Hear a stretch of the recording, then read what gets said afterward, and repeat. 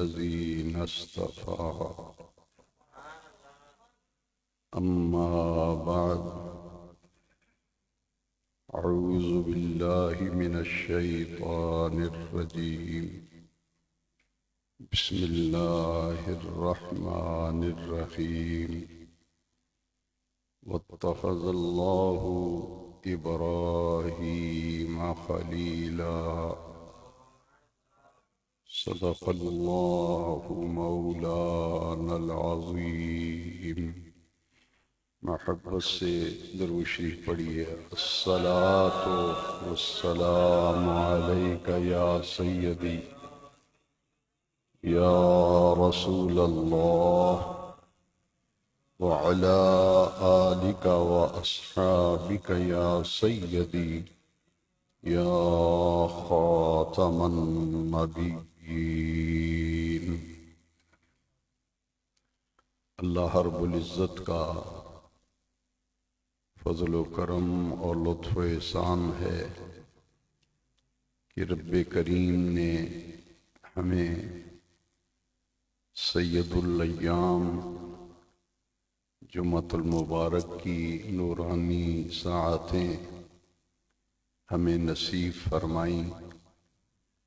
ادائیگی جمعۃ المبارک کے لیے اپنے گھر میں حاضر ہونے کی توفیق عطا فرمائی. اللہ رب العزت سید الایام جمعۃ المبارک کے فیض و برکات سے ہم سب کو مستفیض اور مستنیر فرمائے. ذی-قعدہ کا مہینہ چل رہا ہے اور اس مہینے کے بعد جس مہینے کا چاند طلوع ہوگا وہ اسلامی سال کا محتمم بالشان اور عظیم المرتبت مہینہ ہے، ماہ ذی الحجہ، جس میں اسلام کا اہم ترین رکن حج بیت اللہ شریف ادا کیا جاتا ہے. خوش نصیب لوگ حج بیت اللہ شریف کے لیے مکہ مکرمہ مدینہ منورہ میں حاضر ہو رہے ہیں. کچھ لوگ سفر کے مرحلے میں ہیں. اللہ رب العزت اس سال حج شریف کا ارادہ رکھنے والے ہمارے ان تمام بھائیوں کو صحت و سلامتی، عافیت اور تندرستی کے ساتھ سفر حج نصیب فرمائے. خیر و عافیت، صحت و سلامتی سے جانا اور آنا ہو اور اللہ کریم انہیں اپنے اہل و عیال میں، اپنے وطن میں خیریت سے واپسی نصیب فرمائے. قربانی ایک ایسا عمل ہے کہ حج سے ہے. وہ لوگ جو حج بیت اللہ شریف کے لیے میدان منا میں جمع ہوتے ہیں وہ 9 ذی الحجہ کو حج کا رکن اعظم وقوف عرفہ ادا کرنے کے بعد 9 اور 10 ذی الحجہ کی درمیانی شب، درمیانی رات مزدلفہ میں کھلے آسمان کے نیچے گزارتے ہیں اور اگلے دن ذی الحجہ کی 10 تاریخ کو رمی جمرات، شیطان کو کنکر مار کر رمی ادا کرتے ہیں اور رمی جمرات کے بعد پھر وہ قربانی کرتے ہیں. قربانی کرنے کے بعد ذی الحجہ کی 10 تاریخ کو ہی حج کا اہم ترین ایک رکن اور مناسک حج میں سے ایک بہترین اللہ کی بارگاہ میں مقبول عمل طواف زیارت ادا کرتے ہیں۔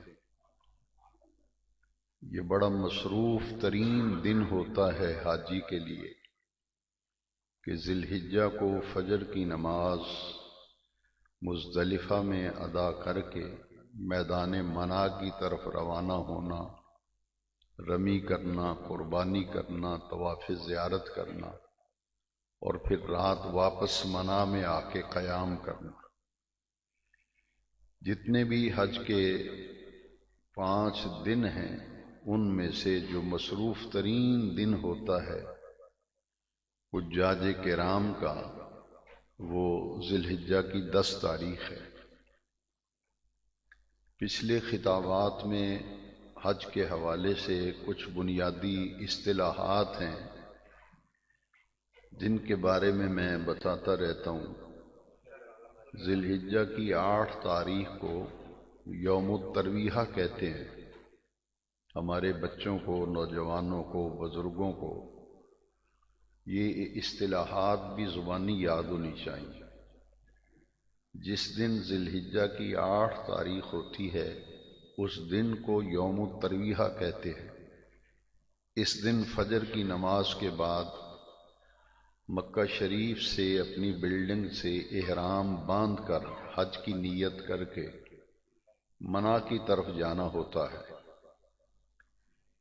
اور وہاں جا کر ظہر کے وقت میں ظہر، عصر کے وقت میں عصر، مغرب کے وقت میں مغرب، عشاء کے وقت میں عشاء، یہ 4 نمازیں حاجی حج کے پہلے دن یوم الترویہ کو منا میں جا کے ادا کرتے ہیں۔ اور جس دن میدان عرفات میں اگلے دن 9 ذی الحجہ کو میدان عرفات میں جاتے ہیں، اس دن کو یوم العرفہ کہتے ہیں۔ جس طرح جمعے کا دن نبی کریم علیہ السلام نے فرمایا کہ یہ مسلمانوں کے لیے عید کا دن ہے، اسی طرح حدیث شریف میں ہے کہ عرفے کا دن بھی مسلمانوں کے لیے عید کا دن ہے۔ اور 10 ذی الحجہ کو یوم النحر کہتے ہیں۔ نحر قربانی کو کہتے ہیں۔ اس دن پوری دنیا کے مسلمان جو حج پہ نہیں گئے وہ اپنی اپنی جگہ پر جہاں جہاں وہ رہ رہے ہیں، جن پر قربانی واجب ہے، وہ اس دن عید کی نماز کے بعد قربانی کے جانور ذبح کرتے ہیں۔ حاجیوں پر عید کی نماز نہیں ہے، وہ رمی کرنے کے بعد قربانی کرتے ہیں اور قربانی کرنے کے بعد پھر طواف زیارت کرتے ہیں۔ پوری دنیا کے مسلمان جہاں کہاں آباد ہیں وہ عید کی نماز پڑھیں گے اور عید کی نماز کے بعد قربانی کریں گے۔ ایک قربانی وہ ہے جو حاجی مکہ مکرمہ سے متصل میدان منا میں کرتے ہیں، وہ قربانی حاجیوں کے لیے ہے۔ اس قربانی کا نام ہی الگ ہے، اس قربانی کو ہدیٌ کہتے ہیں، ہدی یا ہدیٌ۔ اور جو قربانی پوری دنیا کے مسلمان اپنے اپنے مقامات پر کرتے ہیں اس قربانی کو اضحیہ کہتے ہیں۔ اضحیہ میں اور ہدی میں فرق ہے، وہ حاجیوں کی قربانی ہے اور جو حج پہ نہیں گئے وہ جو قربانی کریں گے اسے اضحیہ کہتے ہیں۔ اور جو حج پہ گیا ہے ایک تو قربانی وہ منا کے اندر کرتا ہے اور ایک قربانی اس کی طرف سے یہاں کی جاتی ہے، کیونکہ یہ قربانی اس پہ واجب ہے، وہ 2 قربانیاں کرتا ہے۔ اس لیے قربانی کا عمل ایک مستقل عمل ہے۔ ایک قربانی کا حج سے تعلق ہے، دوسری قربانی کا حج سے تعلق نہیں، اس کا تعلق نماز عید سے ہے۔ فَصَلِّ لِرَبِّكَ وَانْحَرْ، پس اپنے رب کے لیے نماز پڑھیے اور قربانی کیجیے۔ اور ذی الحجہ کے 10 تاریخ کو یہ جو ہم اپنے اپنے شہروں میں، مثلاً ہم شاکوٹ میں ہیں یا گرد و نواح میں کسی گاؤں میں رہ رہے ہیں، ہم جو قربانی کریں گے اس قربانی کے لیے حکم یہ ہے کہ نماز عید کی ادائیگی ہو اور اس کے بعد قربانی کی جائے۔ فَصَلِّ لِرَبِّكَ وَانْحَرْ، پس اپنے رب کے لیے نماز پڑھیے اور قربانی کیجیے۔ یہ قربانی اتنا محبوب عمل ہے کہ نبی کریم صلی اللہ علیہ وسلم نے فرمایا یوم النحر کو، ذی الحجہ کی 10 تاریخ کو، قربانی کے جانور کے خون بہانے سے زیادہ محبوب عمل اور کوئی نہیں۔ ابن آدم یعنی انسان کا، آدمی کا قربانی کا جانور ذبح کرنا یوم النحر ذی الحجہ کی عبادات میں سے سب سے اہم ترین عبادت قربانی کے جانور کا خون بہانا ہے۔ اللہ کو یہ بڑا ہی محبوب ہے، اس لیے حدیث شریف میں ہے کہ قربانی کے جانور کو جب ذبح کیا جاتا ہے تو اس کا خون زمین پر گرنے سے پہلے پہلے وہ اللہ کی بارگاہ میں قبول ہو جاتا ہے۔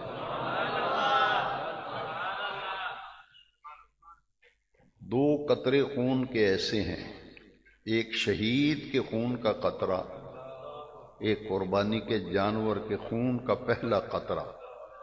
وہ اللہ کی بارگاہ میں اتنا قابل عزت ہے کہ شہید کے خون کا پہلا قطرہ زمین پر گرنے سے پہلے پہلے اس کے زندگی کے تمام گناہ جہاں کیے ہوں، جس حال میں کیے ہوں، پہلا قطرہ زمین سے ٹچ کرتا ہے، مس کرتا ہے، اس کے زندگی بھر کے گناہ اللہ تعالیٰ معاف فرما دیتا ہے،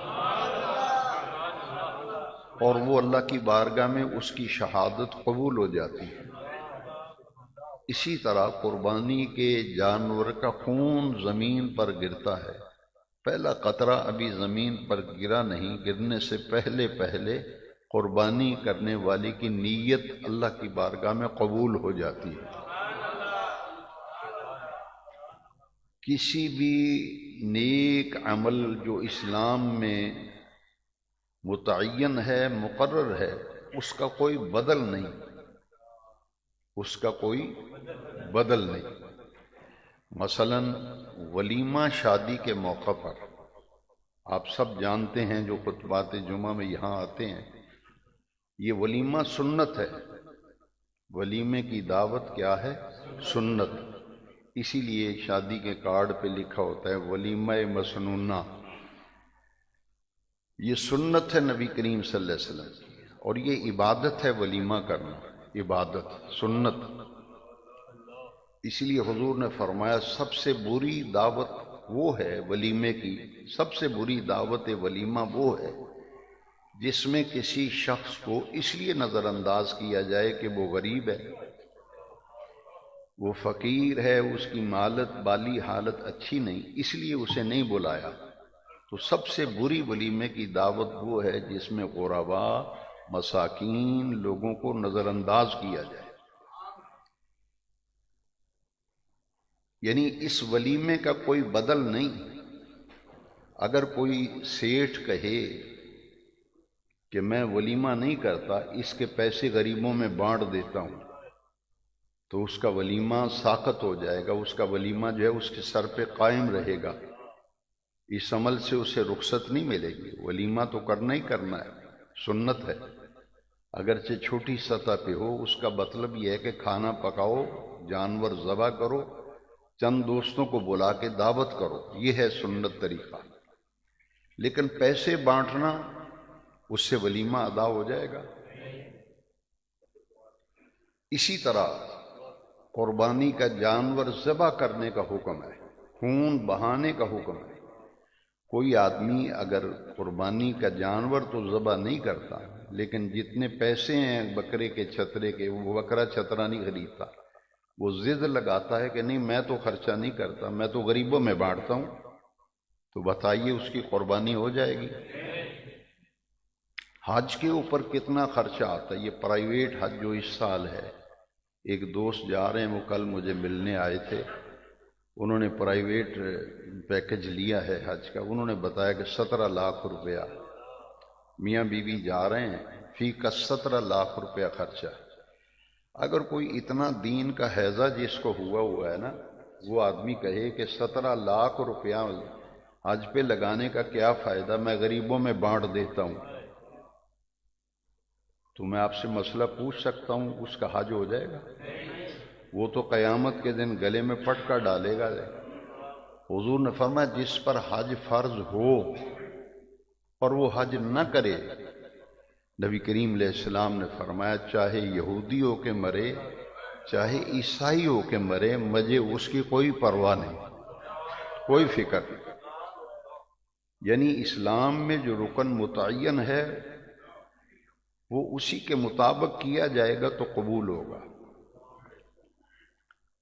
اصل میں یہ ایک حربہ ہے لوگوں کو نیکی سے روکنے کے لیے، نیکی سے اصل اندر بغض ہے نا۔ پچھلے دنوں ایک مسئلہ میرے ساتھ پیش آیا کہ ایک صاحب آئے، انہوں نے کہا جی فلاں آدمی کہتے نہیں اسی ہن میلاد نہیں کراندے، اسی وہ پیسے غریباں چ ونڈ چھڑنے۔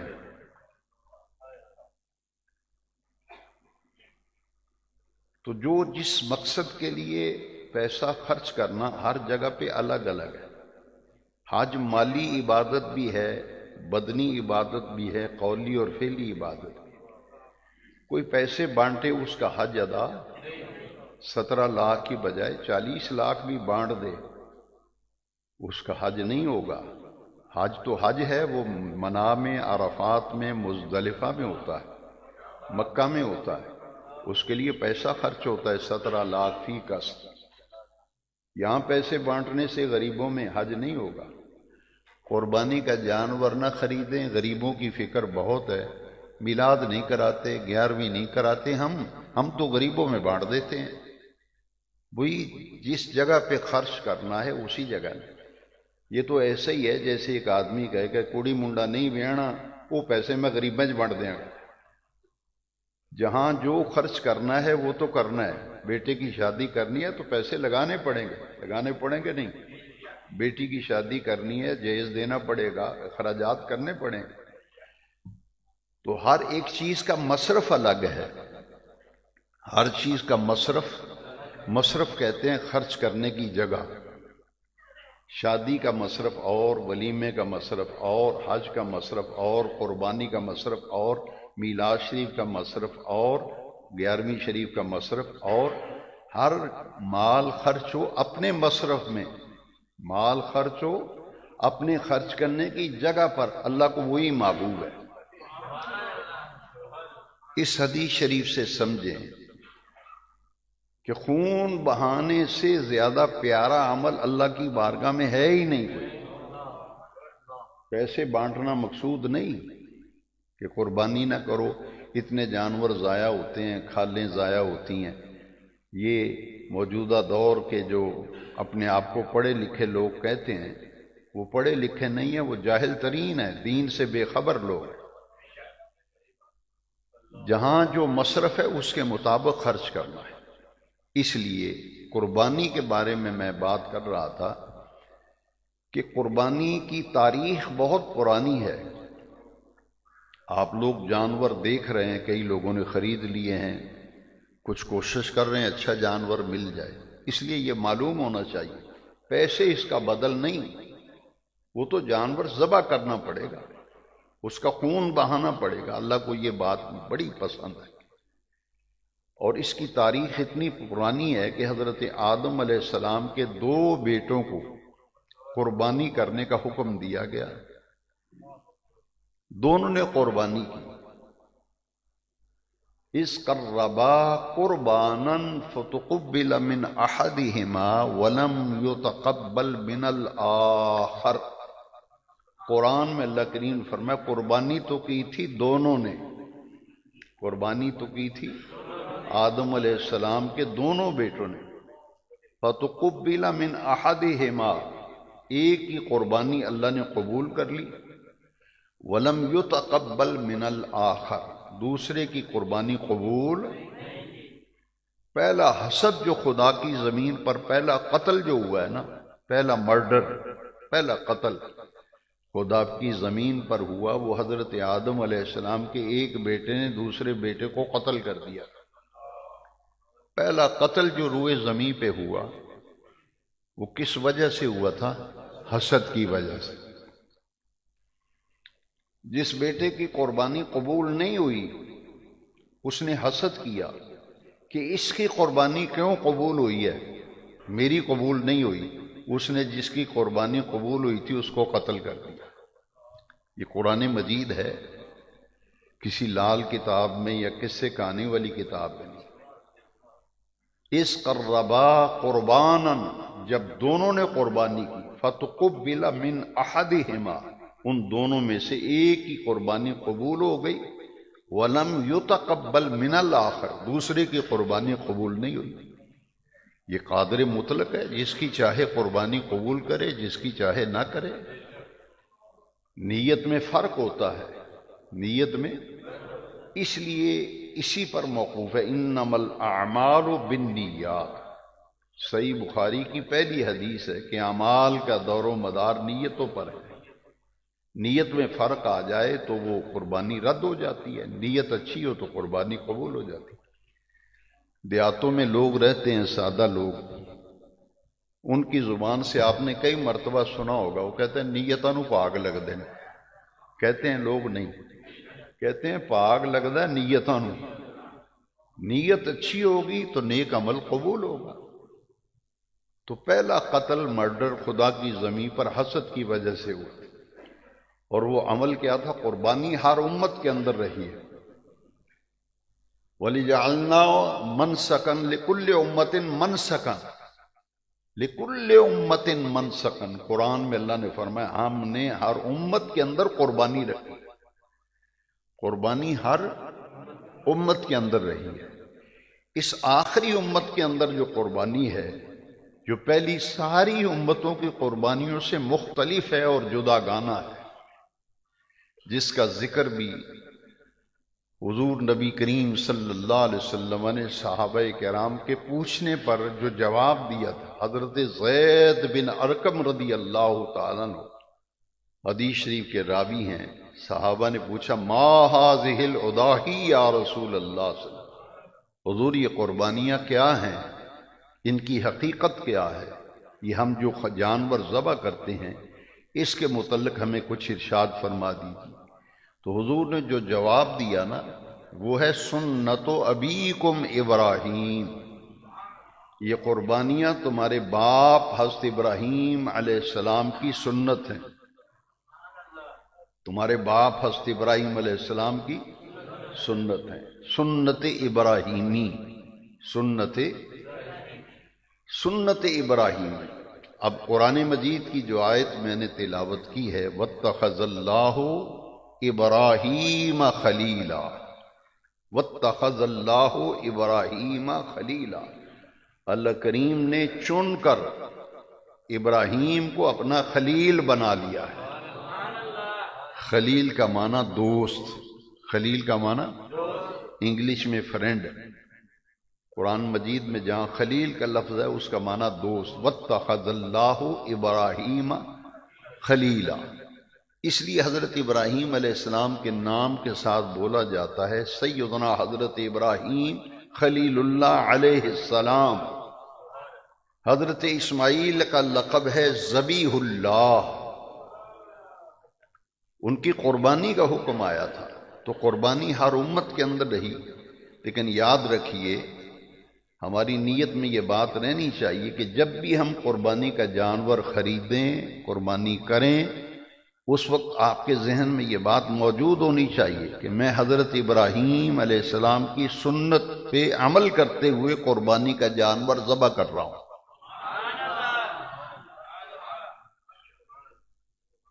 انبیاء کرام علیہم التسلیمات، ان کے القاب ہیں نا، حضرت آدم صفی اللہ ہیں، حضرت نوح نجی اللہ ہیں، حضرت موسیٰ کلمت اللہ، حضرت عیسیٰ کلیم اللہ، حضرت موسیٰ، یہ القاب ہیں۔ ہمارے نبی کریم علیہ السلام حبیب اللہ ہیں، حبیب اللہ، اللہ کے حبیب۔ پوری کائنات میں حبیب اللہ کریم کا صرف ایک ہے، وہ آمنہ کے لال ہے۔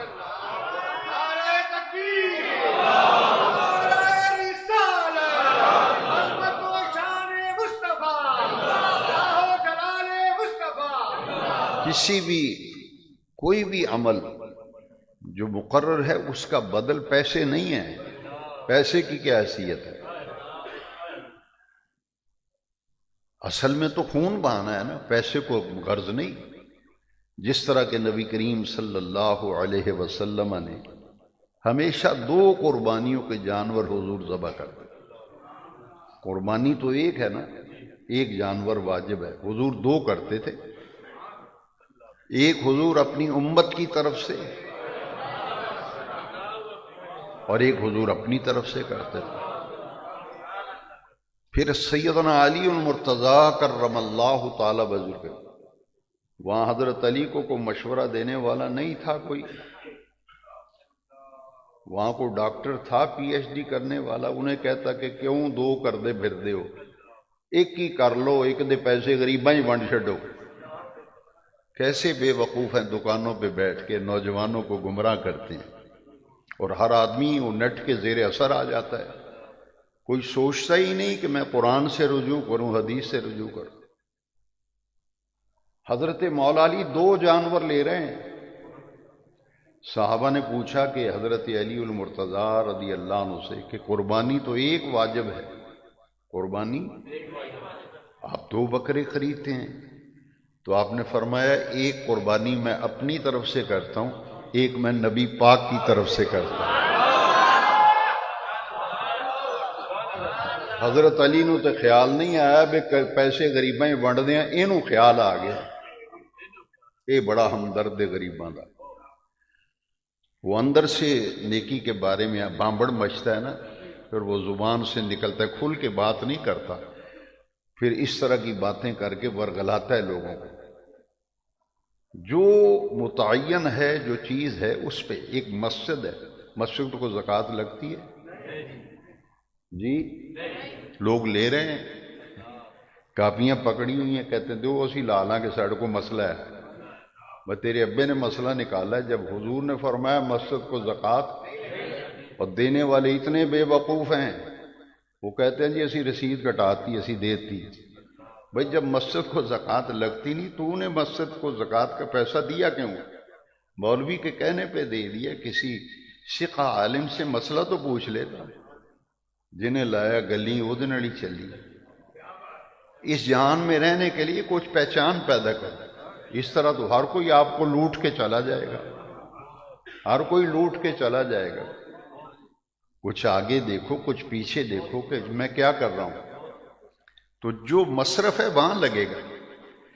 مسجد کو زکوٰۃ کا پیسہ نہیں دے سکتے، لیکن ایک حصہ ہے مسجد کا، ایک حصہ ہے، جیسا کہ ہماری روزی میں حصے ہیں نا، ایک دین کا حصہ ہے، مسجد عبادت خانہ ہے مسلمانوں کا، ہماری روزی میں اس کا بھی حصہ ہے۔ تو کوئی آدمی یہ کہے کہ میرے کو زکوٰۃ پہ ہی لے جاؤ، مسیطیں لا لو، تو لگے گی؟ مصرف الگ الگ ہے میرے بیٹے، میرے بھائی، مصرف الگ ہے۔ یہاں زکوٰۃ نہ دو، یہاں اپنا محبوب پیسہ دوسری مد سے لا کے مسجد کو دو۔ مدرسے کو زکوٰۃ لگتی ہے، مدرسوں کو دو، تو ہر چیز کا مصرف الگ الگ ہے۔ مسئلہ یہ سمجھانا چاہتا تھا، ایک نیک عمل ہے، پیسہ تقسیم کرنا، اس کا بدل نہیں ہے، اس کا بدل نہیں ہے۔ تو نبی کریم صلی اللہ علیہ وسلم نے باقاعدہ حکم دیا، فرمایا قربانی کا جانور ایسے ہی نہ خرید لیا کرو، بے عیب جانور ڈھونڈا کرو، بے عیب۔ عیب دار جانور کی قربانی جائز نہیں ہے، اندازہ لگائیں کتنا پیارا عمل ہے قربانی۔ عیب دار کانا جانور ہو اس کی قربانی جائز نہیں۔ لنگڑا کے چلتا ہے کہ وہ چل ہی نہیں سکتا بیچارہ، چلتا ہے تو اس کا لنگڑا پن بالکل ظاہر ہے، اس کی قربانی بھی جائز۔ عمر ایک دن کم ہو تو اس کی قربانی جائز۔ تو شرائط ہے نا، ہر نیک عمل کی شرائط ہے، ان کی پابندی کرنی ہے۔ تو قربانی، آج میں یہ عرض کر رہا تھا کہ مناسک حج کے اندر قربانی شامل ہے، لیکن وہ قربانی ہدی ہے، یہ قربانی اضحیہ ہے، اس کا تعلق حج کے ساتھ ہے، اس قربانی کا حج سے تعلق نہیں ہے۔ ہاں یہ ضرور ہے کہ یہ مناسک حج میں ہے، اللہ کریم نے خلیل اللہ کی اس سنت کو پوری دنیا میں پھیلا دیا ہے، پوری دنیا میں پھیلا دیا۔ اور اس کی قرآن مجید میں جو ذکر آیا قربانی کا، کئی جگہ پہ ذکر آیا۔ ایک تو میں نے آیت سنائی، لِكُلِّ أُمَّةٍ جَعَلْنَا مَنْسَكًا، ہر امت میں ہم نے قربانی رکھی۔ کئی آج بھی ایسے نیٹ پہ کہہ رہے ہیں کہ قربانی نہ کرو، پیسے غریبوں میں بانٹو۔ تو قرآن شریف میں فرمایا لِكُلِّ أُمَّةٍ جَعَلْنَا مَنْسَكًا، ہر امت کے اندر ہم نے قربانی رکھی۔ پھر انسان کی زندگی کا جو نصب العین قرآن میں بیان کیا گیا، ہماری زندگی کا نصب العین قرآن میں بیان کیا گیا۔ قُلْ إِنَّ صَلَاتِي وَنُسُكِي، میری نماز، میری قربانی۔ یہ کہتے پیسے بانٹو، اسی غریباں نوں وڈنے ہیں جی۔ قُلْ إِنَّ صَلَاتِي وَنُسُكِي وَمَحْيَايَ وَمَمَاتِي لِلَّهِ رَبِّ الْعَالَمِينَ، میرا نماز پڑھنا، میرا قربانی کرنا، میرا جینا، میرا مرنا للہ، اس اللہ کے لیے ہے جو تمام جہانوں کا پروردگار ہے۔ یہ کس نے کہا؟ اللہ کریم نے اپنے محبوب سے فرمایا، کل اے پیارے محبوب فرما دیجئے، اے پیارے حبیب کہہ دیجئے، بلا شبہ میری نماز، میری قربانی، میرا جینا، میرا دنیا سے جانا للہ، اس اللہ کے لیے ہے جو تمام جہانوں کا پالنے والا اور پروردگار۔ تیسری آیت میں فرمایا فَصَلِّ لِرَبِّكَ وَانْحَرْ، سورہ الکوثر کی آیت نمبر 2، فَصَلِّ لِرَبِّكَ وَانْحَرْ، بس اپنے رب کے لیے نماز پڑھیے اور قربانی کیجیے۔ یہ تو قربانی کے احکام ہیں نا قرآن۔ اب جو ہم قربانی کرتے ہیں یہ کیا ہے؟ سنت ابراہیمی، سنت ابراہیم، سنت ابیکم ابراہیم، اس کا ذکر قرآن مجید میں آیا کہ حضرت اسماعیل علیہ السلام اللہ کریم نے عطا کی حضرت ابراہیم کو، 80 سال سے زیادہ عمر ہو گئی، اولاد کوئی نہیں۔ وہ بڑھاپا جو ہے یہ پھر اس وقت پتہ چلتا ہے کہ میری زندگی کی بے ساکھیاں اولاد ہو۔ خلیل اللہ ہیں، پوری زندگی بیٹے کی دعا نہیں مانگی،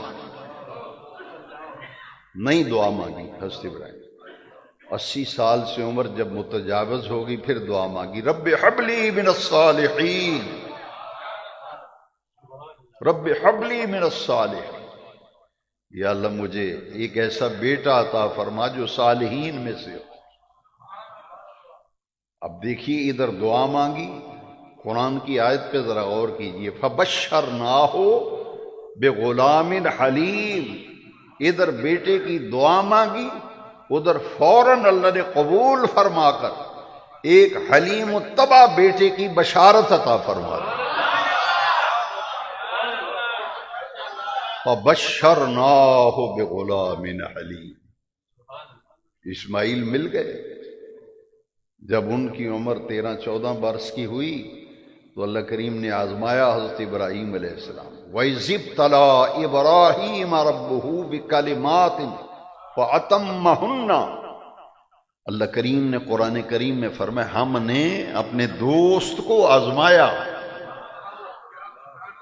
ہم نے اپنے دوست کو خلیل کو آزمایا، بہت سی باتوں میں آزم، ایک دو آزمائشیں نہیں، بہت سی باتوں میں فَأَتَمَّهُنَّ، ہر آزمائش میں میرا خلیل پورا اترا. اور سب سے آخری اور کڑی آزمائش حضرت اسماعیل کی قربانی تھی. سب آخری اور کڑی آزمائش کیا تھی؟ حضرت اسماعیل کی قربانی. آگ میں گرائے گئے، وطن سے نکالے گئے، سب آزمائشوں میں کامیاب، لیکن یہ سب سے کڑا امتحان تھا. ھذا بلاء المبین.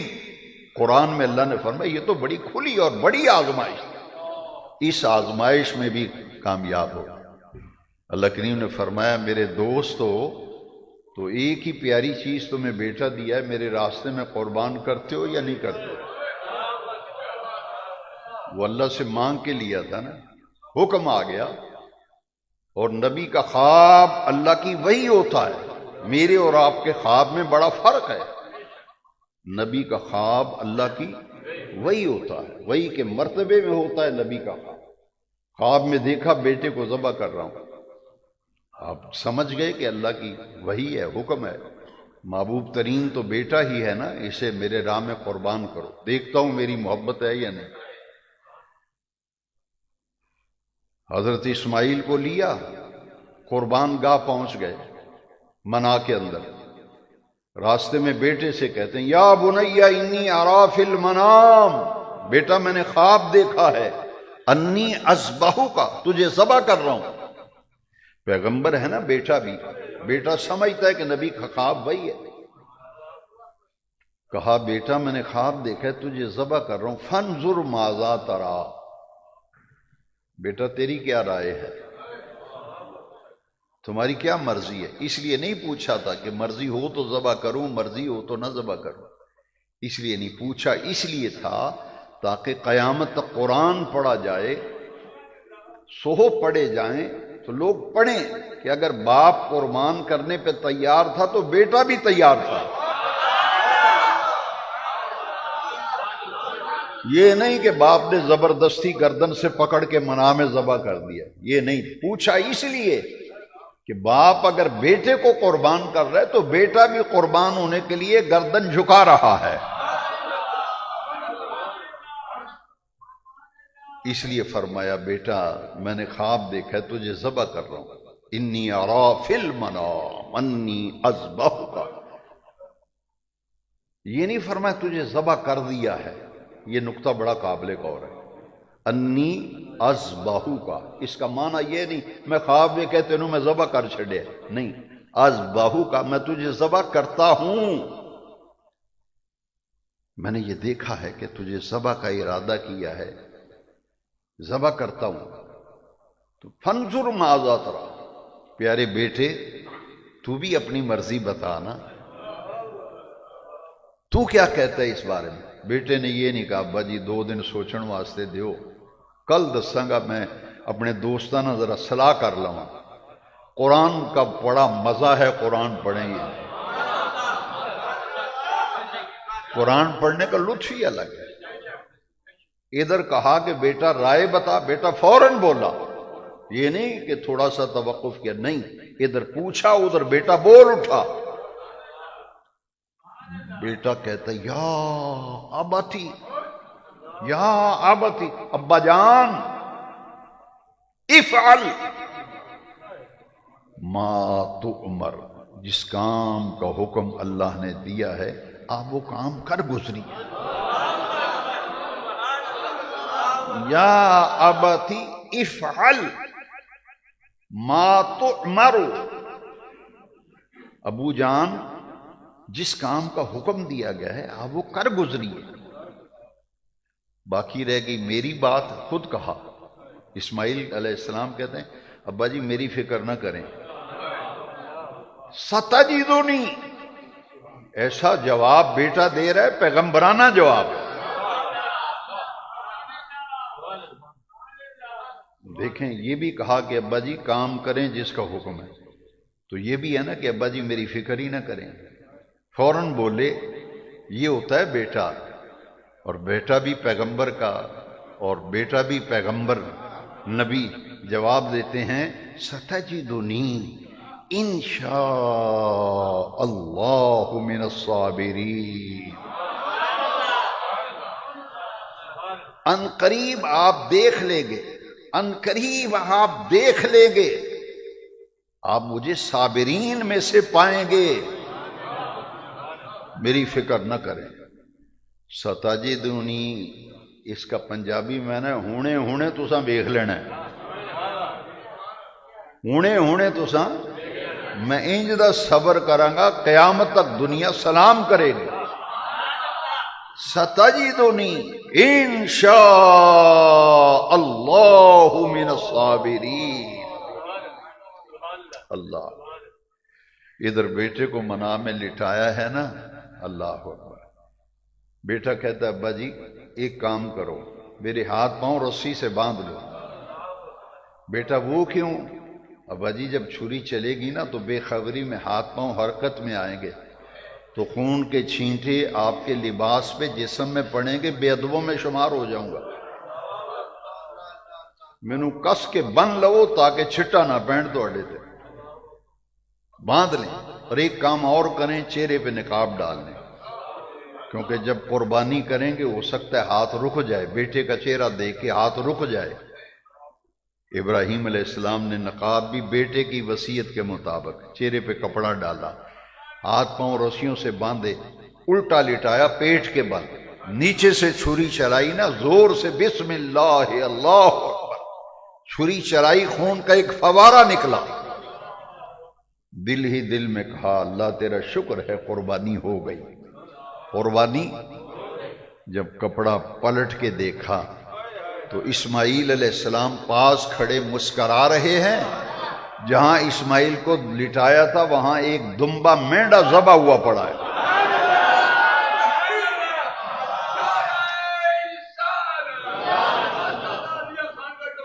اب قرآن کہتا ہے فلما اسلما. جب باپ بیٹے نے اپنی گردن اللہ کے حکم کے سامنے جھکا دی، وَطَلَّهُ لِلْجَبِينِ، باپ نے پیشانی کے بل بیٹے کو زمین پہ لٹا دیا. پیشانی بھی زمین پہ، پیٹ بھی زمین پہ لگا ہوا ہے. نیچے سے چھری چلی، ادھر سے آواز آئی فَنَادَيْنَاهُ أَن يَا إِبْرَاهِيمُ.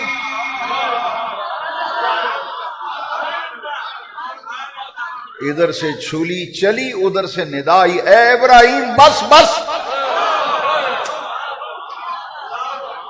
وَنَادَيْنَاهُ أَن يَا إِبْرَاهِيمُ قَدْ صَدَّقْتَ الرُّؤْيَا. ابراہیم بس کر تو نے تو اپنا خواب سچا کر دکھایا. خواب سچا کر دکھایا. اسماعیل مسکرا رہے ہیں، دمبا ذبح ہوا پڑا ہے. حضرت ابراہیم خلیل اللہ علیہ السلام کبھی بیٹے کے چہرے کو دیکھتے ہیں، کبھی دمبے کو دیکھتے ہیں. ایک نظر دمبے پہ، ایک بیٹے کے چہرے پہ، پھر ادھر دمبے کو دیکھا 3 دفعہ. دمبے کو دیکھا، بیٹے کو دیکھا، دمبے کو دیکھا، بیٹے کو. اللہ کے نے فرمایا ابراہیم پریشان کیوں ہے؟ فَدَّيْنَاهُ بِذِبْحٍ عَظِيمٍ. پریشان نہ ہو، یہ ہم نے ابراہیم کا فدیہ دیا ہے. فدیہ جنت سے مینڈا بھیج کے اسماعیل کو بچا لیا. تیری قربانی بھی قبول ہو گئی، تیری نیت، تیرا عمل قبول ہو گیا. فَدَيْنَاهُ بِذِبْحٍ عَظِيمٍ وَتَرَكْنَاهُ فِي الْآخِرِينَ. تیری یہ عذاب قیامت تک یہ قربانی ہوتی رہے گی. قیامت تک قربانیاں ہوتی رہیں گی، جانور ذبح ہوتے رہیں گے، اور تیرا نام روشن رہے گا کہ یہ ابراہیم علیہ السلام کی سنت ہے. سنت ابراہیمی قیامت تک امت میں جاری کریں. وَتَرَقْنَا عَلَيْهِ فِي الْآخِرِ. یہ سلام پڑھنے سے لوگوں کو بہت تکلیف ہوتی ہے. نبیوں پہ سلام پڑھیں تو قرآن میں اللہ کے نے فرمایا سلام علی ابراہیم، سلام علی ابراہیم. یہ نسیہ نہ کرو، سلام پڑھو. سلام علی نوح فی العالمین. ہے کہ نہیں قرآن میں؟ سلام علی نوح فی العالم، سلام علی ابراہیم، نبیوں پر سلام، والسلام علی یوم ولدت یوم اموت یوم ابعث حیا۔ اب قیامت تک دنیا سلام بھی کرتی رہے گی اور ابراہیم کی سنت پہ عمل کر کے قربانیاں بھی کرتی رہے گی۔ اور یہی راز ہے، یہی راز ہے، جتنا مرضی جان چھڑاؤ بچ نہیں سکو گے۔ قربانی کس کی سنت؟ صفا مروہ پہ دوڑنا کس کی سنت ہے جی؟ کنکر مارنا شیطان کو کس کی سنت؟ یہ زمزم پیتی ہو یہ کس کی ایڑیوں کا صدقہ ہے؟ باغ کے کہاں جاؤ گے؟ رب نے کہا کان سے پکڑ کر اتحیات بیٹھ کے پڑھ، اللہم صلی علی محمد وعلی آل محمد کما صلیت علی، اونچی آواز سے، کما صلیت علی۔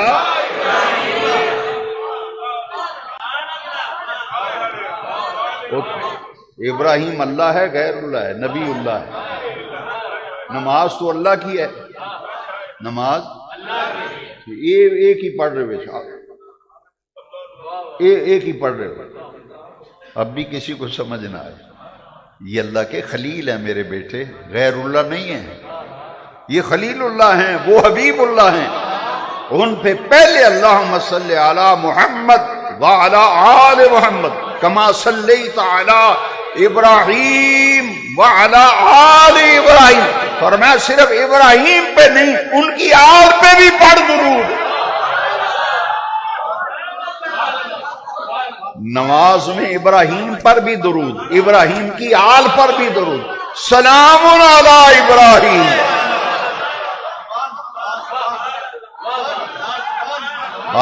حج کے سارے رکن، حج کے سارے مناسک اللہ کی سنت نہیں ہے، وہ تو دوڑنے سے پاک ہے، رب کنکر مارنے سے پاک، دوڑنے سے پاک۔